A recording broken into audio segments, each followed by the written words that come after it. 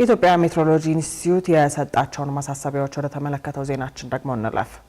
በደቡብና ምዕራብ የኢትዮጵያ ክፍሎች በ24 ሰዓት ውስጥ እስከ 122 ሚሜ የደረሰ እጅግ ከባድ መጠን ያለው ዝናብ እየተመዘገበ መሆኑን የገለጸው የኢትዮጵያ ሜትሮሎጂ ኢንስቲትዩት ህብረተሰቡ ከቅጽበታዊ ጎርፍና የመሬት መንሸራተት አደጋ ራሱን እንዲጠብቅ አሳስቧል። ኢንስቲትዩቱ አክሎም በተለይ በምዕራብ አጋማሽ የሀገሪቱ አካባቢዎች ካለፈው የሰኔ ወር ጀምሮ እየተስተዋለ ያለው እጅግ ከባድ መጠን ያለው የዝናብ መጠንና ስርጭት በመጪዎቹ ቀናት እንደሚቀጥልም ጠቅሷል። በአንጻሩ በሰሜንና ሰሜን ምስራቅ የሀገሪቱ አካባቢዎች የተመዘገበው የዝናብ ስርጭት ከመደበኛ በታች መሆኑንና የክረምቱ ዝናብ ቀደም ብሎ ሊወጣ እንደሚችል በመግለጽ በአካባቢው የሚኖሩ አርሶ አደሮች በቶሎ የሚደርሱ ሰብሎችን መርጠው እንዲዘሩም መክሯል።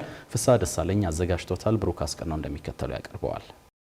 የኢትዮጵያ ሜትሮሎጂ ኢንስቲትዩት የዘንድሮ የክረምት ወቅት በሰሜንና ሰሜን ምስራቅ የሀገሪቱ አካባቢዎች በተለይም በምስራቅ ትግራይ ዞኖች፣ በሰሜንና ደቡብ ወሎ ዞኖች እንዲሁም በአፋር ክልል የዝናቡ ስርጭት ከመደበኛ በታች መሆኑን ገልጿል። በእነዚህ አካባቢዎች የክረምቱ ዝናብ ቀደም ብሎ ሊወጣ እንደሚችል የገለጸው የኢትዮጵያ ሜትሮሎጂ ኢንስቲትዩት በአካባቢዎቹ ላይ የደረቅ ጊዜያት ሊበረክቱ እንደሚችሉ በመጠቆም አርሶ አደሮች በቶሎ የሚደርሱ ሰብሎችን መርጠው እንዲዘሩም መክሯል። በአንጻሩ ደግሞ የምዕራብ አጋማሽ የሀገሪቱ አካባቢዎች መደበኛና ከመደበኛ በላይ የሆነ የዝናብ መጠንና ስርጭት እያገኙ መሆኑን የገለጸው ኢንስቲትዩቱ በተለይም በጋምቤላ እንዲሁም በሌሎች ቦታዎች ተደጋጋሚነት ያለው እጅግ ከባድ መጠን ያለው ዝናብ እየተስተዋለ ይገኛል ብሏል። ካለፈው የሰኔ ወር ጀምሮ እስካሁን ድረስ በእነዚህ አካባቢዎች ላይ እጅግ ከባድ መጠን ያለው የዝናብ ስርጭት እየተመዘገበ መሆኑን የኢንስቲትዩቱ ምክትል ዋና ዳይሬክተር አሳምነው ተሾመ ከዝግጅት ክፍላችን ጋር በነበራቸው ቆይታ ተናግረዋል። በተለይ በደቡብ ምዕራብ ኢትዮጵያ ክልል አንዳንድ አካባቢዎች በ24 ሰዓት ውስጥ ተደጋጋሚነት ያለው እስከ 122 ሚሊ ሜትር የደረሰ የዝናብ መጠን ተመዝግቧል ነው ያሉት።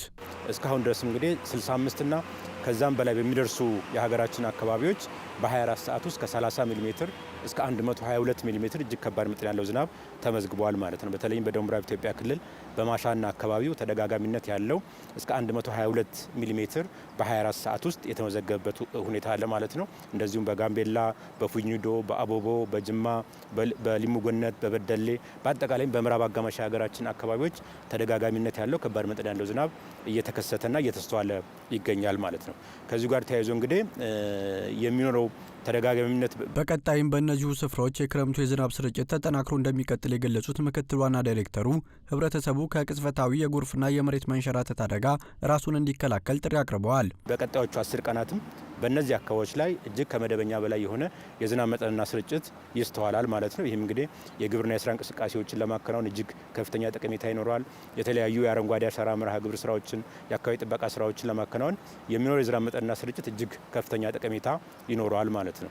በአንጻሩ ደግሞ ከባድ መጠን ያለው ዝናብ በሚደጋገምበት ወቅት የአፈሩ ውሃ የመሸከም አቅሙ ከእለት ወደ እለት እየቀነሰ የመምጣት አዝማሚያዎች ሊኖሩት ይችላል ማለት ነው። ከዚህ ጋር ተያይዞ በተለይም በባሮ አኮቦ ወደ ቅጽበታዊ ጎርፍ የመቀየር እድል ሊኖር ይችላል ማለት ነው። በመሆኑ ማህበረሰቡ በባሮ አኮቦ በተለይ በጋምቤላ ክልል አስፈላጊውን ጥንቃቄ ማድረግ ያስፈልጋል ማለት ነው። እንደዚሁም በደቡብ ምዕራብ ኢትዮጵያ የሀገራችን አካባቢዎች የሚኖር ተደጋጋሚነት ያለው ከባድ መጠን ያለው ዝናብ በቀላሉ ወደ መሬት መንሸራተት የመቀየር አዝማሚያ ሊኖረው ስለሚችል የመሬት መንሸራተት ተጋላጭ በሆኑ የሀገራችን አካባቢዎች ላይ እንደዚሁ አስፈላጊውን ጥንቃቄ ማድረግ ያስፈልጋል ማለት ነው።